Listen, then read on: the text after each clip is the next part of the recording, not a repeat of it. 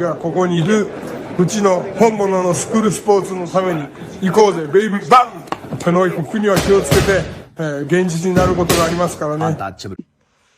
Alright, so we're going to go ahead and continue the long-standing tradition of covering Japanese boxing here on True School Sports. True School Sports, the #1 source for Japanese boxing in America. Now listen, guys.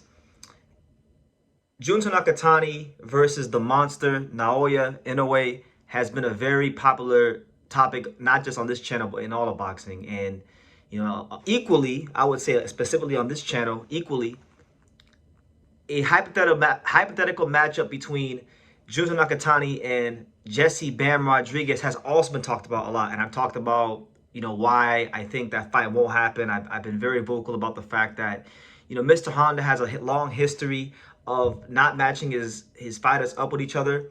That's just how he operates. That's just how he conducts business. And, you know, it's been a successful business model for him because he's been able to carve out a career that's led up to the Boxing Hall of Fame. So who's little old True School to criticize Mr. Honda? But all I've been doing is trying to make you guys, the boxing fans, aware of why the fight has a great chance of never happening between Junto Nakatani and Bam Rodriguez. But we'll take a more optimistic approach when we talk about this topic because Junto Nakatani was recently interviewed by DAZN for his upcoming fight against Jorge Sebastian Hernandez, the Mexican fighter, on December 27th, the night of the Samurai, out in Riyadh, Saudi Arabia. So, you know, I'm excited to see him fight as well as the monster himself. But he's fanning the flames. He's fanning the flames of these dream fights, you know, in the lighter weight categories because he's not much for talking, but he's very much about his action and very much about his business and very much about that smoke. And Junto Nakatani said the following, and I quote, "The fighters on my hit list for 2026 are Naoya, the monster Inoue, and Jesse Bam Rodriguez." So there you go. Junto Nakatani is drawing his line in the sand, and he's telling you guys who he wants to fight. And I'll say this, right?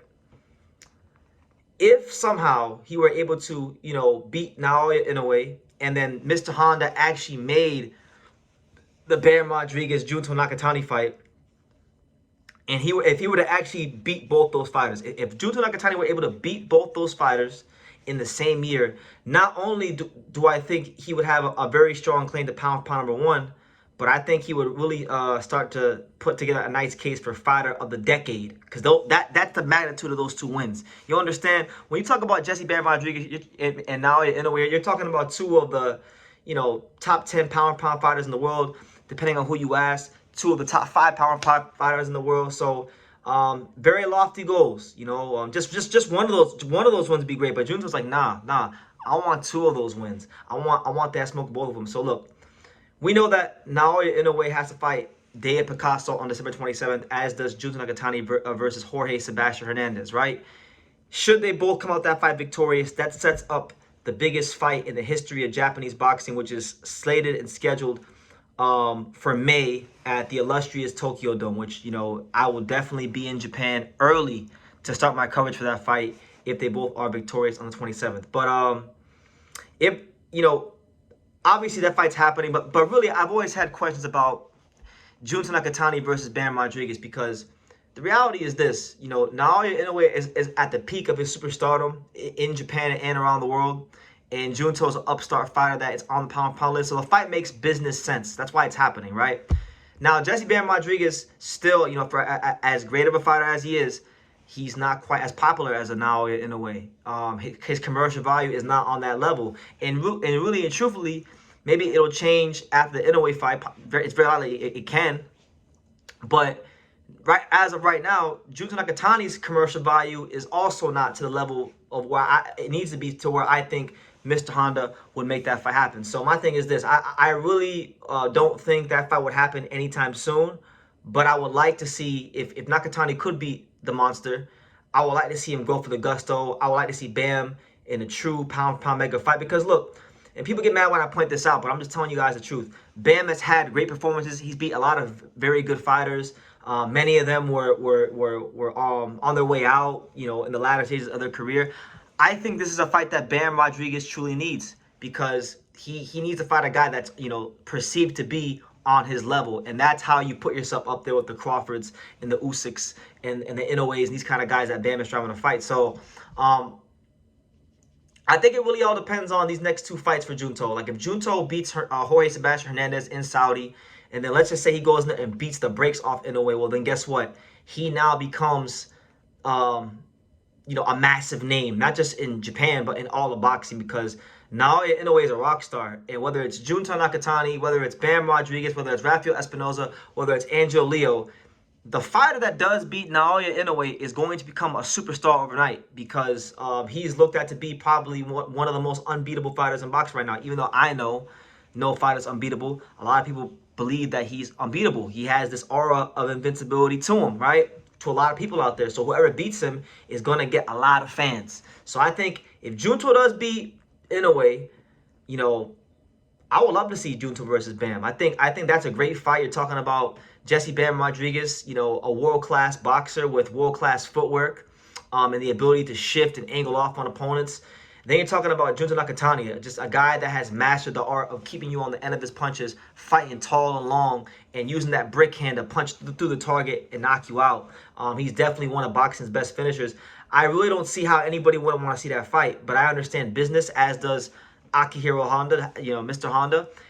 He comes, for those that don't know, Mr. Honda comes from the business world. He's a businessman. He's not necessarily like he's in the boxing game, but he's a businessman. He's a business-minded, business-orientated person. So when the dollars make sense, that's probably when the fight will happen. But I'll be led to believe that if Nakatani does beat Naoya Inoue, that would be quite a big step forward towards a potential Junto versus Bam fight.